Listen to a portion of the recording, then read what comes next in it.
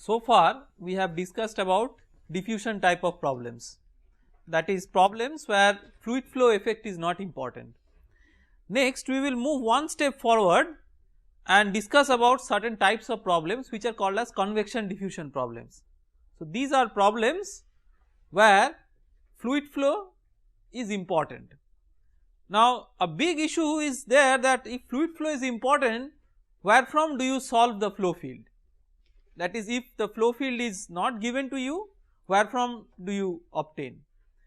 So that obviously is a representative of a special class of problem where you need to solve the fluid flow equations, which for our case will be the Navier-Stokes equations and the continuity equation.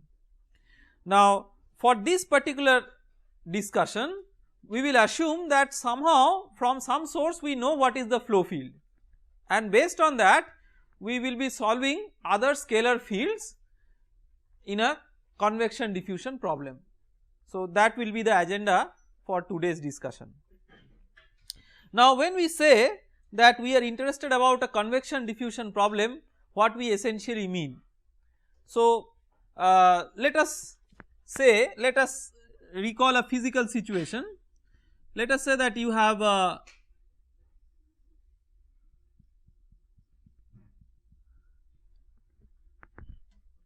flat plate like this and you have a free stream of fluid coming with a velocity u infinity and temperature T infinity. Let us say that the wall of the plate is heated to a temperature which is greater than T infinity.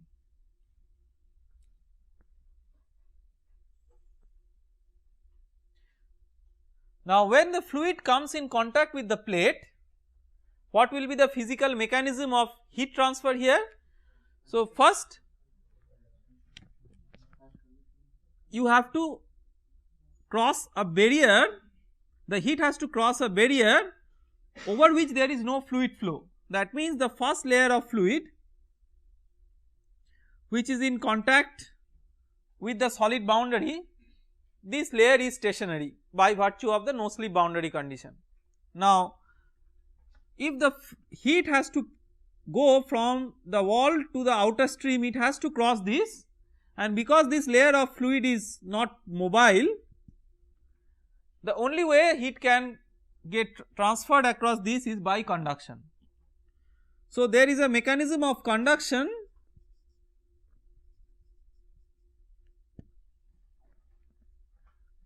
by virtue of which you have the transport of heat from the wall to the mobile layers of fluids, and then when the heat reaches the mobile layers of fluids, there are two mechanisms by which heat is transferred. One is still by conduction, because the fluid, the bulk fluid is also conducting, but also by virtue of fluid flow. So heat gets transported from one place to another place in the bulk fluid with the fluid flow itself, and that is called as advection. So in the first layer conduction, without advection in the outer layers, conduction plus advection. So in totality the mode of heat transfer here is by virtue of conduction and advection together, and this is known as convection.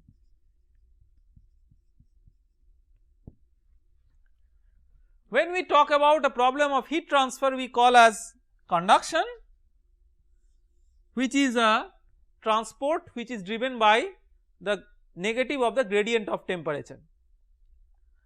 Similarly, if you are talking about mass transfer, you are talking about the transport of a variable, say concentration, transport of a variable which is a function of the gradient of a scalar variable which is concentration, negative of the gradient of a scalar variable which is concentration. So transport of heat by conduction has an analogy in a mathematical sense with the transport of mass by diffusion, because transport of mass by diffusion, the rate of mass transfer is proportional to the negative of the concentration gradient, that is by Fick's law of diffusion. So in general this type of transport we call as diffusion, where the transport is a function or is directly proportional, or the flux rather is directly proportional to the negative of the gradient of the scalar variable which is driving the flux. So that is called as diffusion.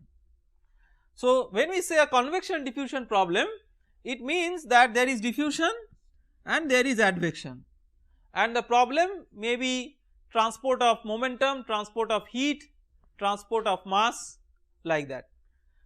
Now when we say transport of mass, we have to keep one thing in mind. Continuity equation also talks about transport of mass. So what other aspect of transport of mass we are considering when we talk about a convection diffusion problem?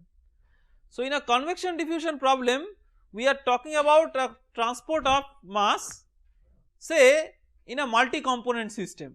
So if you have two components A and B, the transport of A in the mixture A plus B or transport of B in the mixture A plus B, those are governed by the change of concentration of A in the mixture and concentration of B in the mixture, and for that one has to solve for species transport equations or species conservation equations which conserve individually A and B.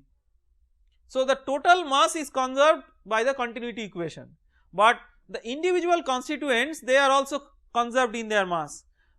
So mass of the individual components, in the absence of any generation of any new species, the individual mass of the individual components will be conserved.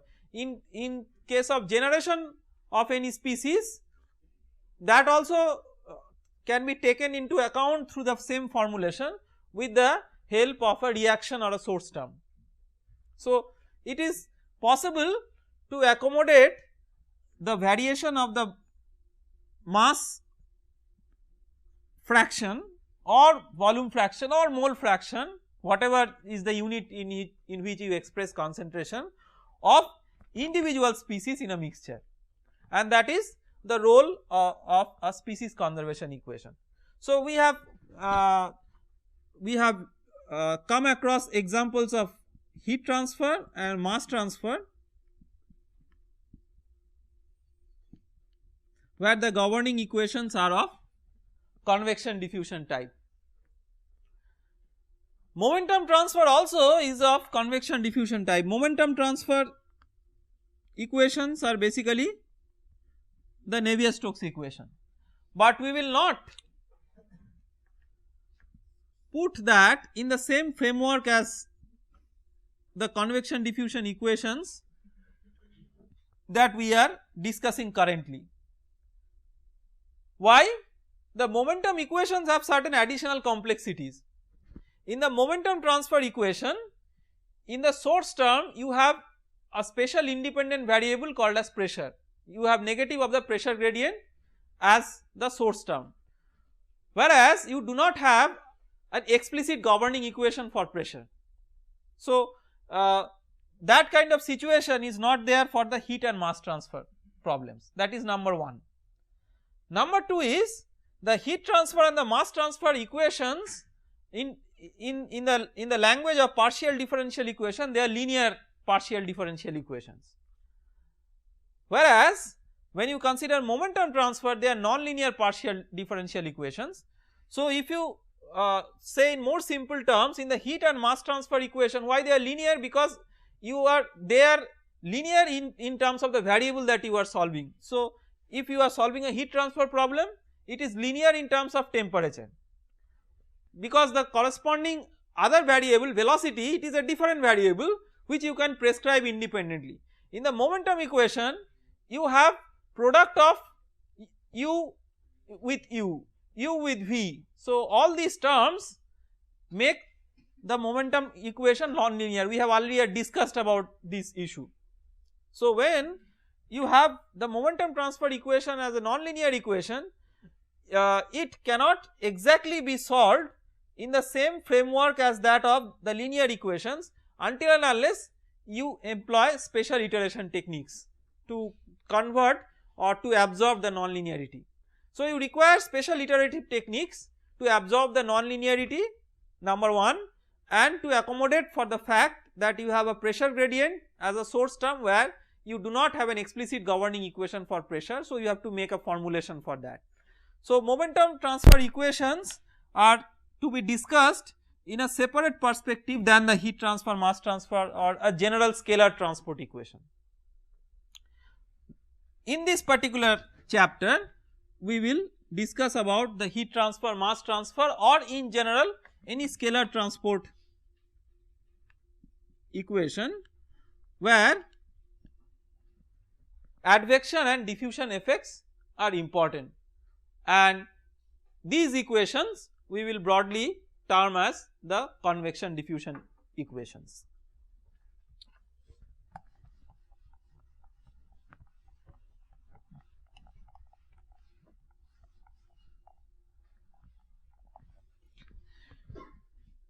So, first of all we will try to see that what is the prototype equation that we are looking for. So, for the general scalar variable phi,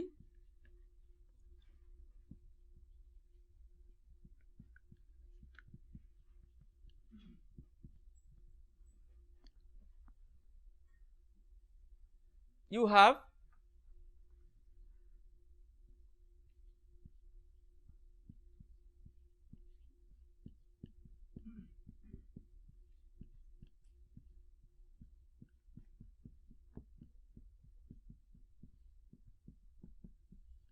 now that you have the fluid flow effect. So, this term which was not there in the diffusion type of problem, now this term will be important.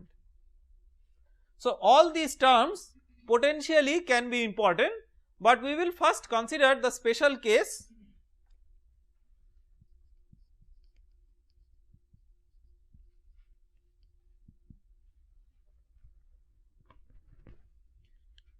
with steady state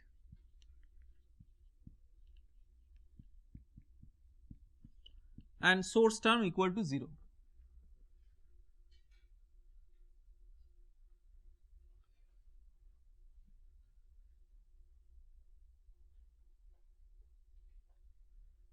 So, the equation boils down to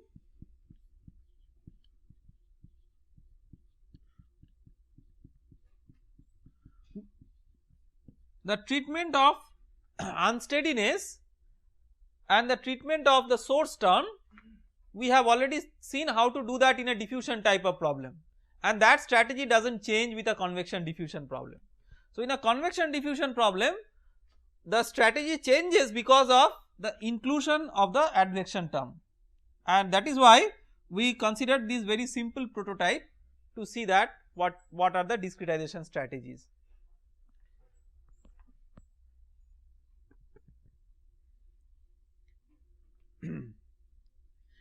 So, the next simplification we can make by considering it as a one dimensional problem.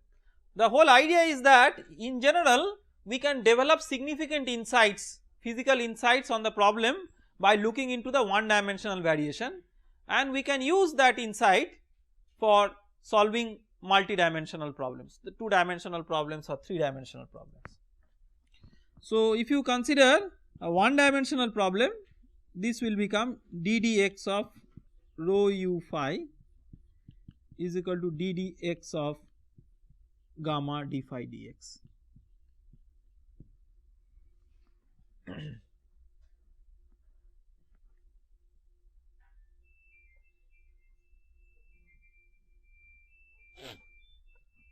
Now,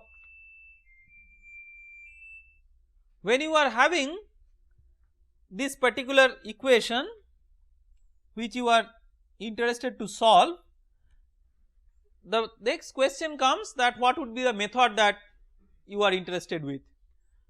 So, we have already seen that the finite volume method has a lot of flexibility in terms of solving the transport phenomena equations, numerical solution of the transport phenomena equations. Wherever the fluid flow appears, it becomes more and more useful, and so from this stage onwards towards the end of this particular course we will be more emphasizing on the use of finite volume methods for solving the concerned problems, and we will be illustrating this particular solution of this particular equation strategy through the use of the finite volume method.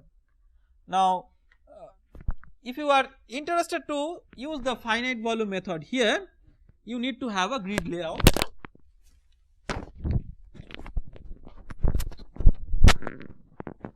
So let us consider a grid layout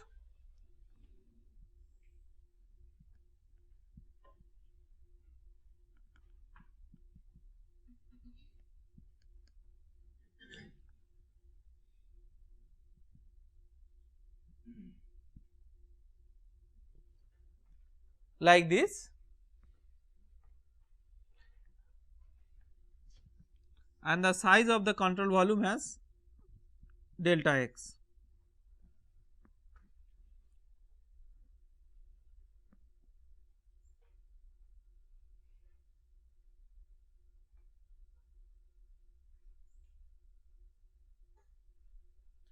So what will be the first step for solving this equation in a finite volume environment?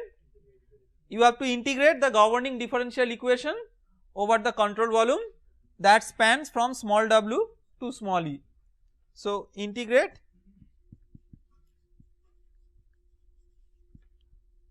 with respect to x from small w to small e. If you do that, let us write the corresponding formula.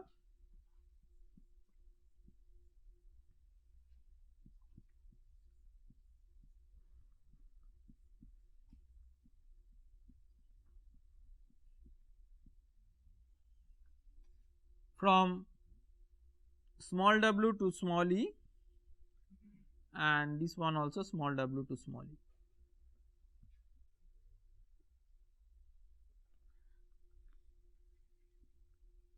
So this becomes rho u phi e minus rho u phi w is equal to gamma d phi dx e minus gamma d phi dx w.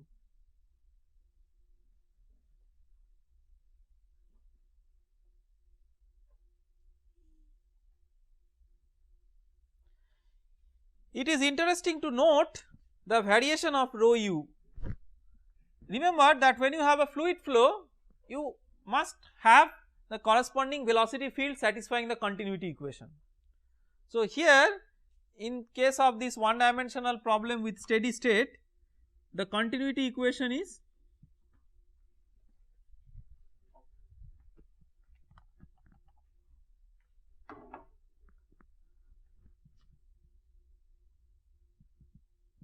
d dx of rho u equal to 0.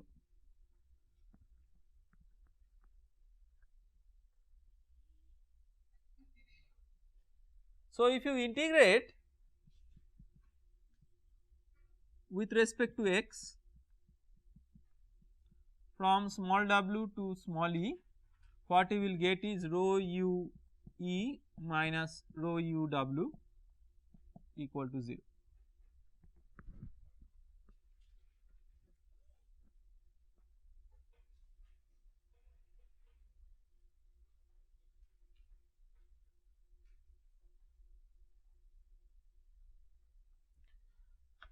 Now what does it represent? What does rho into u represent?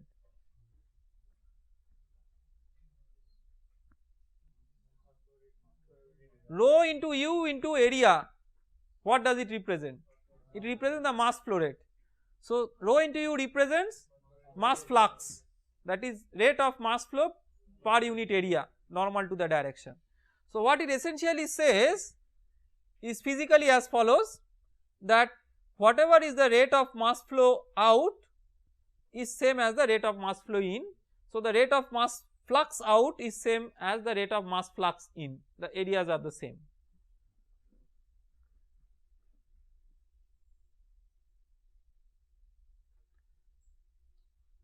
Now because rho into u represents the mass flux,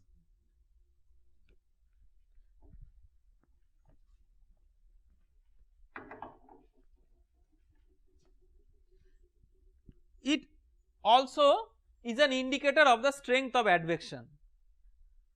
So,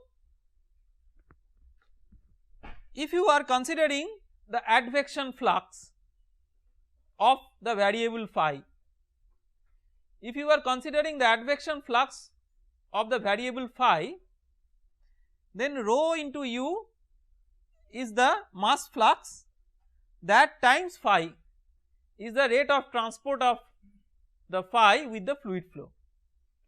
So, the advection flux is proportional to rho into u, and therefore the strength of this term rho into u is an indicator of the strength of advection in a convection diffusion transport. So, this we call as F in a symbolic form, which we call as advection strength. Higher the value of rho into u, stronger is the advection or the transport of the variable by virtue of fluid flow.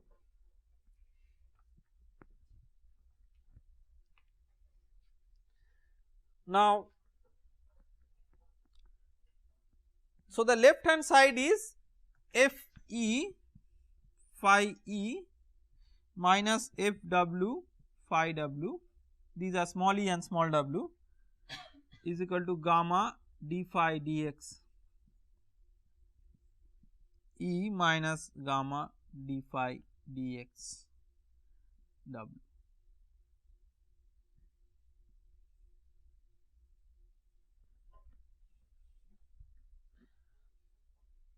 Now, what would be the next step?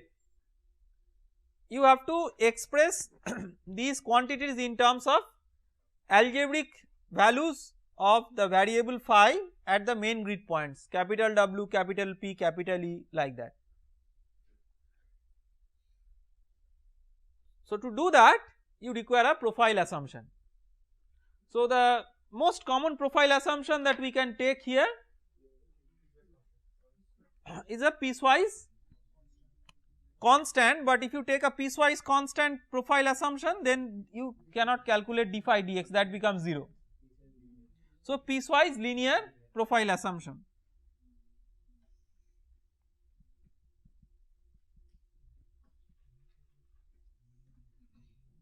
Something like that.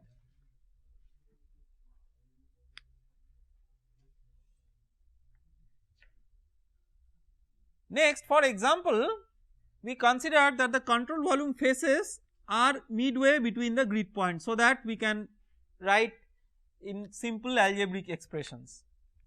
So, assume control volume phases to be midway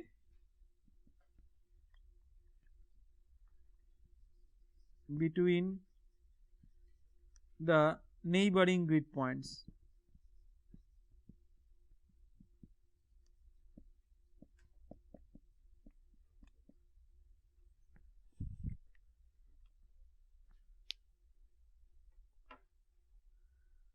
If you do that, that essentially means that small w is exactly midway between capital W and capital P, small e is exactly midway between capital P and capital E, like that. So, then if it is a linear profile, then phi small e is equal to phi capital P plus phi capital E by 2. If it is a linear profile and if it is a midway, it is just the half of the sum of the two neighboring values. Similarly, phi small w is equal to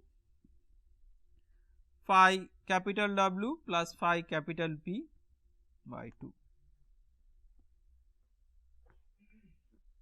The discretization of the right hand side we have already seen through the diffusion type of problems, the same applies here as well, and together with the left hand side and right hand side we can write the final discretized equation. So, what we can write? We can write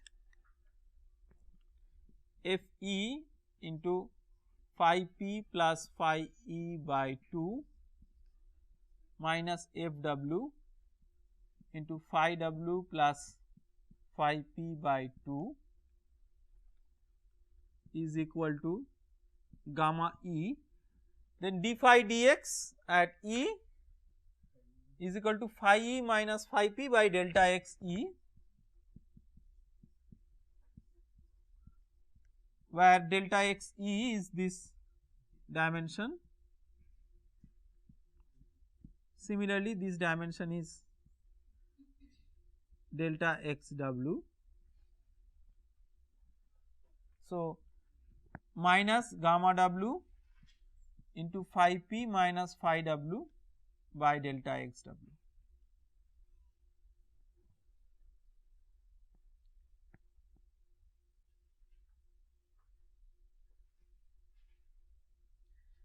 Just we have, as we have seen, that F, which is rho into E, is advection strength,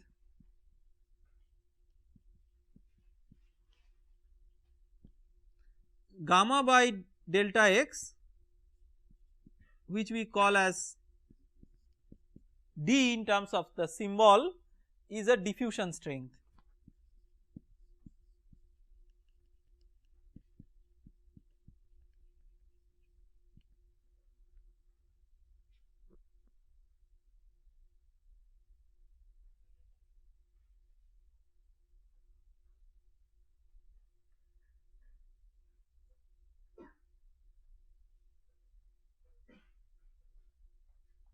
Okay. Let us take some examples. Let us consider let us divert a little bit and take some examples of heat transfer and momentum transfer and mass transfer to see that what do we mean by these advection strengths and diffusion strengths. So, let us say that we are interested about a heat transfer problem. So, ddx of rho u cpt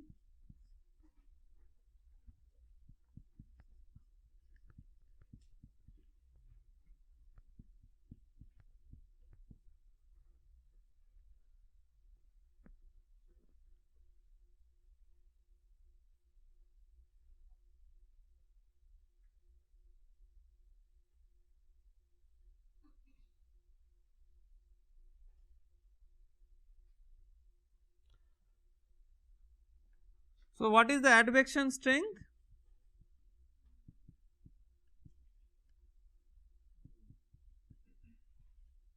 Rho into u. What is the diffusion strength?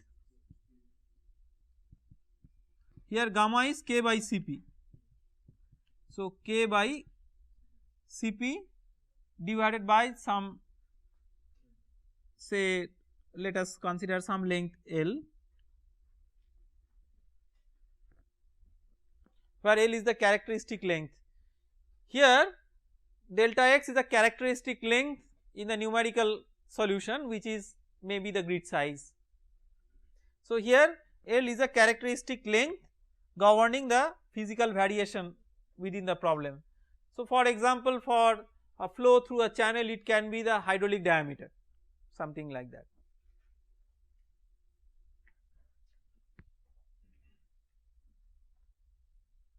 So, advection strength by diffusion strength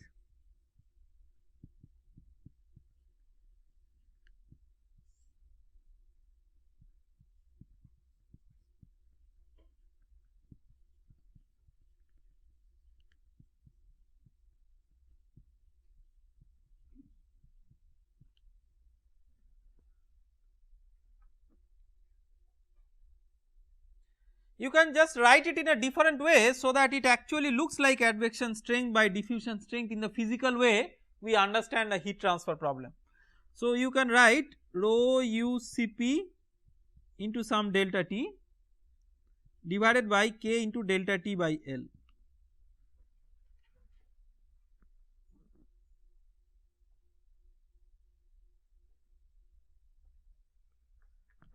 So, what is the denominator?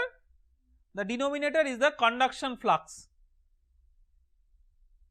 k delta T by L, where delta T is a characteristic temperature difference.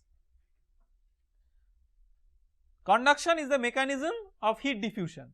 So, this is the conduction flux and the numerator is the advection flux of the thermal energy. So, Cp into the delta T is like what? Is the enthalpy, is the specific enthalpy. So, it is like the mass flow rate into the specific enthalpy per unit area. So, the m dot into H by area, m dot is rho into U into area, that into specific enthalpy is Cp into the characteristic temperature difference. So, it represents the rate of advection of thermal energy or the rate of transport of thermal energy by virtue of fluid flow, and it represents the rate of diffusion of that. So, indeed rho into U by gamma by delta x represents the advection strength by diffusion strength, that we can verify through this example. So, if you now write it in this way,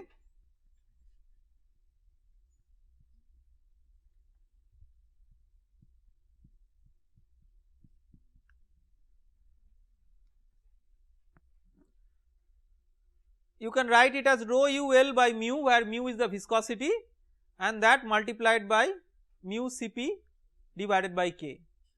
So, we know that this is the Reynolds number and this is the Prandtl number. So, this product is called as thermal Peclet number. In heat transfer you have studied about Peclet number, but that is not the generalized description of Peclet number, that is the thermal Peclet number. You can have similar Peclet number for momentum transfer, for mass transfer and so on. So, in general we will call advection strength by diffusion strength as Peclet number. If it is in the context of a heat transfer problem, it is thermal Peclet number. If it is in the context of a mass transfer problem, it is a corresponding mass transfer Peclet number. If it is a momentum transfer context, then let us see what it is: advection strength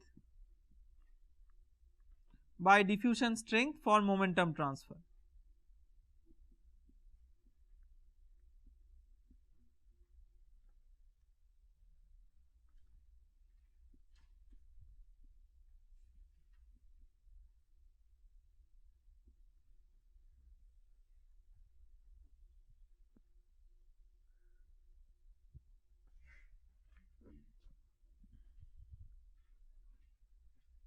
So, advection strength for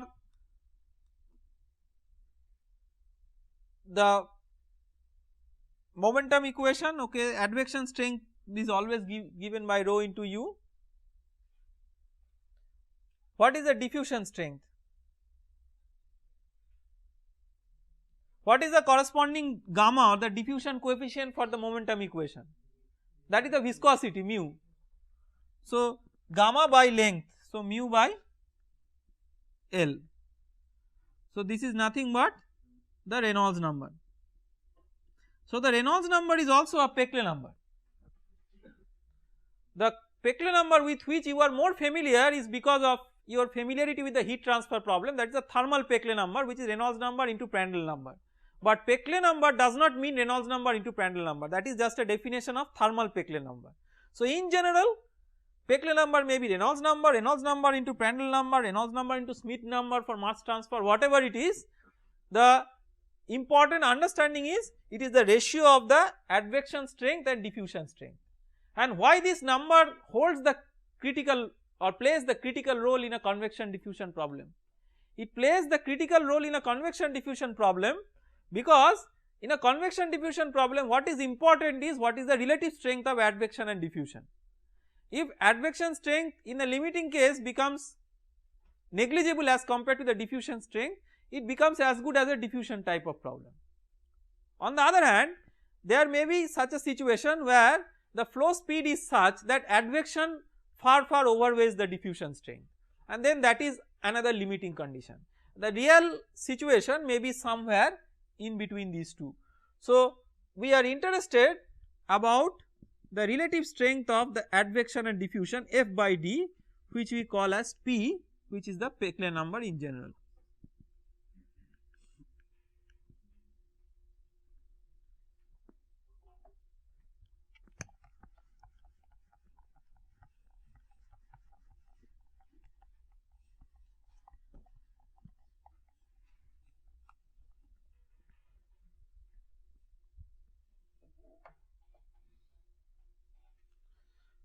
So in place of gamma E by delta x E, we will write it as dE. In place of gamma W by delta x W, we will write it as dW. This particular scheme considers a piecewise linear profile between the grid points, and the grid points are centered around the neighboring grid points, and this is the central difference scheme.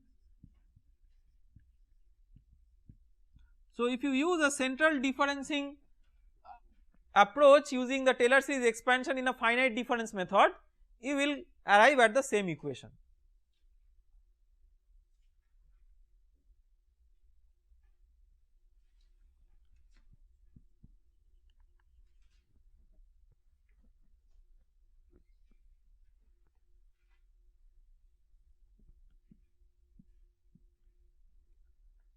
Now let us arrange this equation in the form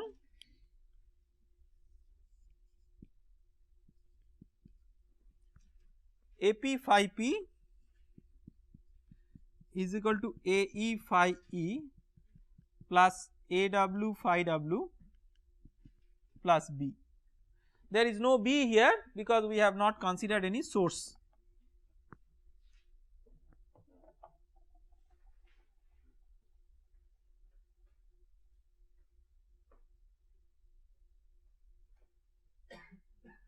So what is AE? AE is DE minus FE by 2. You can easily find it out. The coefficient of phi here it is DE, and in the left hand side it is FE by 2. So if you take both in the right hand side, it is DE minus FE by 2. Then what is AW? DW. So here it is minus and minus make it plus, dW plus FW by 2.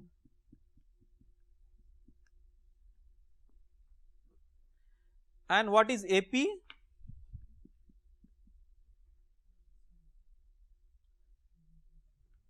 So what you can see here, AP will be, in this side you have FE by 2 minus FW by 2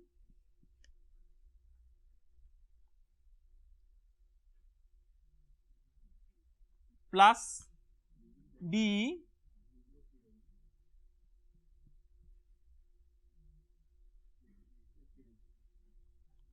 plus dW.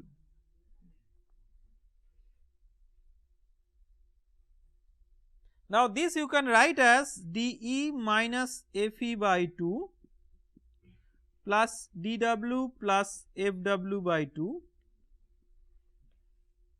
plus FE minus FW.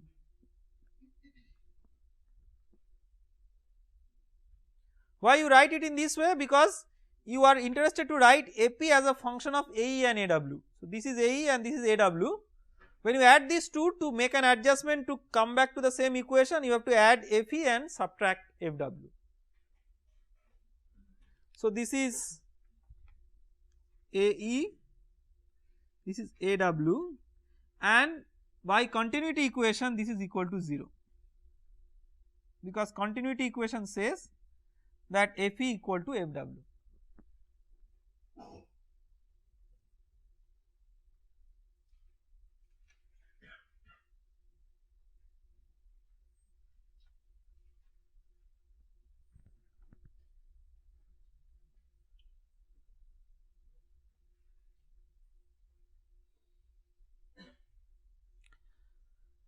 So in one dimensional problem, the central difference scheme boils down to this final expression where you have AE and AW given as these ones, and AP is equal to AE plus AW. Now let us try to make an assessment of this scheme. So the next agenda is assessment of the central difference scheme.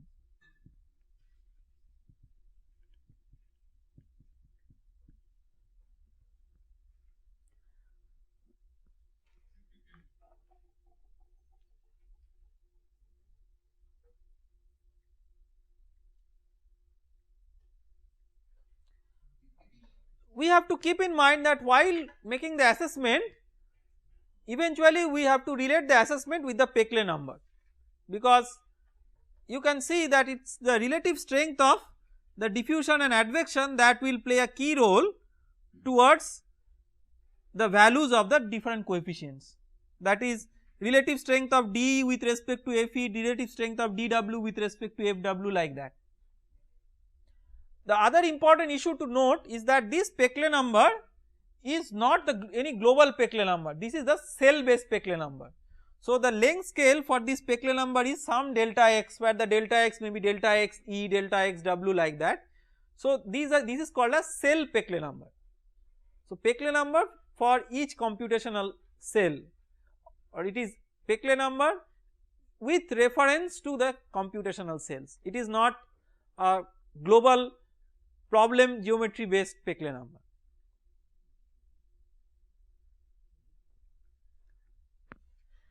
Now assessment of the central difference scheme. So let us first start with an example, numerical example.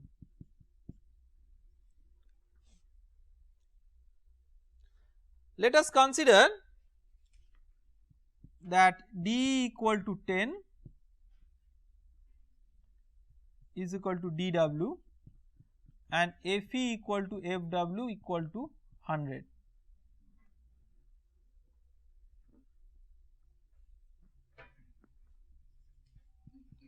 Phi E equal to 100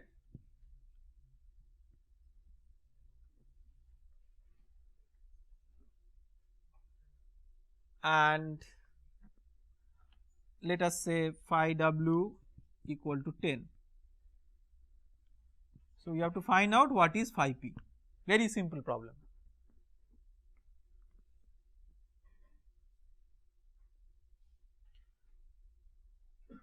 So let us calculate the coefficients. AE is equal to DE minus FE by 2 .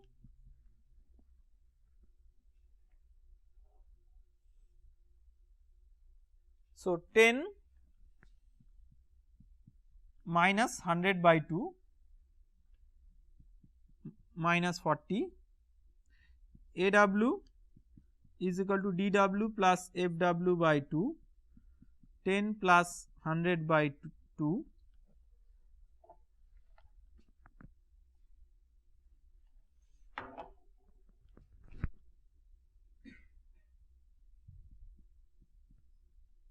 is equal to 60.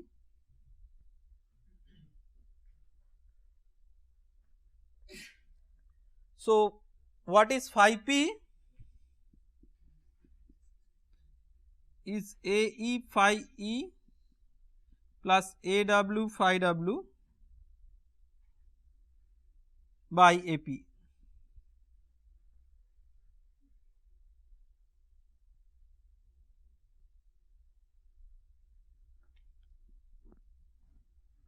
So what is AE phi E? Minus 40 into 100. So minus 4000 plus AW phi W plus 600 divided by AP is AE plus AW, that is 20. So what does it become? Minus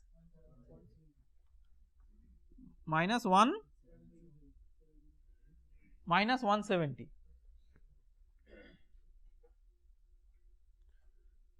So let us make an assessment of this problem.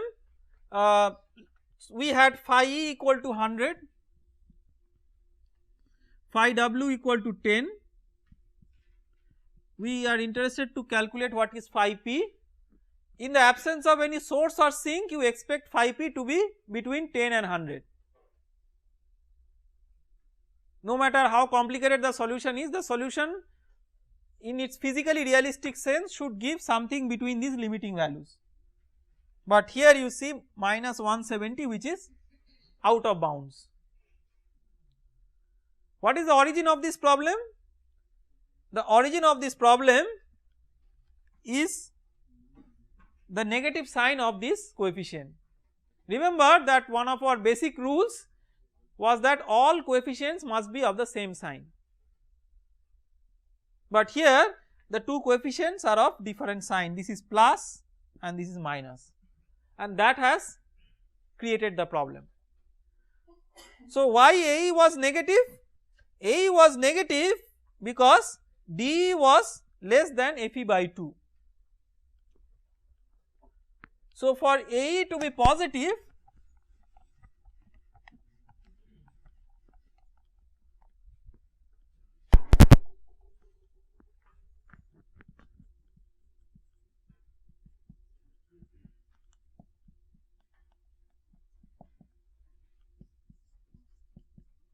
DE must be greater than equal to FE by 2, or FE by DE less than equal to 2, that is Peclet number based on delta x E less than equal to 2.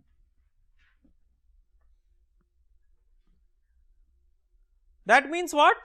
That means you have to select your grid size. If you are interested to use the central difference scheme, you have to select your grid size delta x in a way, see what is F by D, this is rho u delta x by gamma. So the cell based Peclet number is according to your choice of the cell dimension. Rho u is given by the flow strength which is already there, gamma is the diffusion coefficient which is also known to you, only you can play with delta x. So you can keep delta x small enough so that the Peclet number is less than 2, cell based Peclet number. Cell based Peclet number with the length scale of delta x E. P subscript E stands for P calculated with the length scale of delta x E, that must be less than equal to 2. So this is the physical inconsistency.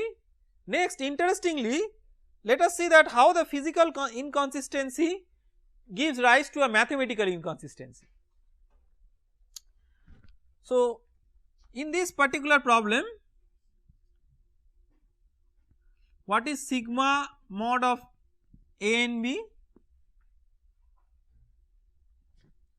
is equal to mod of AE plus mod of AW, that is 40 plus 60 equal to 100. Sigma mod of A and B by mod of AP, this is equal to 100 by 20, this is greater than 1. So if you recall the Scarborough criteria for the solution in the iterative scheme of the system of algebraic equations, that Scarborough criteria is violated.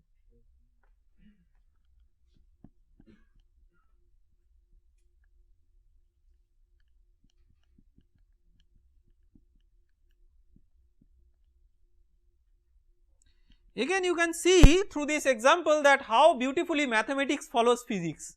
So this problem displayed a physical inconsistency. Even if you are not careful enough to capture that, when you go in terms of solution of the corresponding system of discretized algebraic equations, you are caught up there by virtue of dissatisfying the Scarborough criteria, where mathematically your requirement is disobeyed. Let us consider another interesting point. If you see AP is equal to AE D plus DW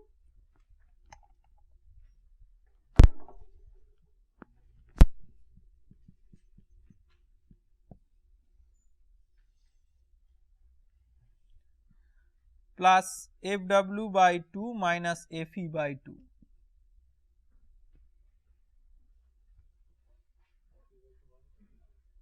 Okay, so that is equal to AP. Now FW and FE are equal, so this is 0. If dE equal to dW equal to 0, that is a problem. Always when you are doing with a dealing with a numerical scheme, test the scheme with extremes. So one of the extremes is that 0 diffusion. Convection diffusion problem will have always some diffusion, some advection in general, but one of the extreme limits is that the diffusion strength is negligibly small, advection is very strong. So we have a very strong unidirectional flow as an example through which say heat is transferred.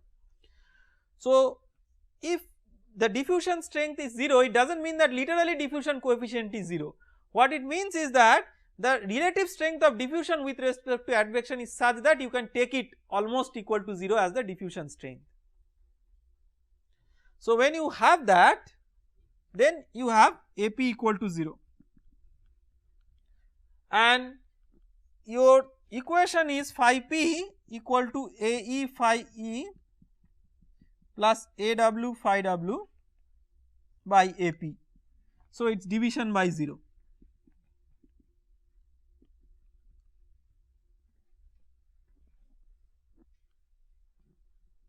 So it collapses here. That means in the limit of very weak diffusion, the central difference scheme does not work. So we have seen a lots, at least if not lots, at least quite a few number of significant limitations of the central difference scheme. So we have to figure out that what was the origin of this limitation. The origin was, see, if the advection term was not there, then with the only diffusion problem there would have been no discrepancy. We have already used the linear profile and solved the diffusion problem without any discrepancy. Now with a linear profile, with the introduction of the advection term, we are getting some discrepancy. That means the linear profile has a problem in representing the advection term, that is the advection term where the value of the variable at the face is represented as the average of the value of the neighboring grid points. This is the source of the problem. This is not the source of the problem, because this was already there in the diffusion type of problem and created no problem. So we have to think of some alternative mechanisms of finding out a profile which represents the advection term in a physically more consistent way. So we have to also keep in mind that we can do that, because in the finite volume method we have seen that you can use different profile assumptions for different terms. That means although you have used a linear profile assumption for the diffusion term, you could use a different type of profile assumption for the advection term, and that different profile type of profile assumption for the advection term is motivated by the fact that it should be such that at least it should not give rise to this physical violation of this physical requirement of all coefficients to be of the same sign. And the physical situation based on which we can intuitively design one such example profile variation is as follows. If you see that the case of extreme failure of the central difference scheme is the case where the diffusion strength is 0. So let us consider such an idealized case where the diffusion strength is 0. If the diffusion strength is 0 or very small, that then what it means is that the flow is taking alone the responsibility of transporting the variable from one end to the other. So the flow strength or the advection strength is the critical issue. So then if you are considering a grid point layout like this,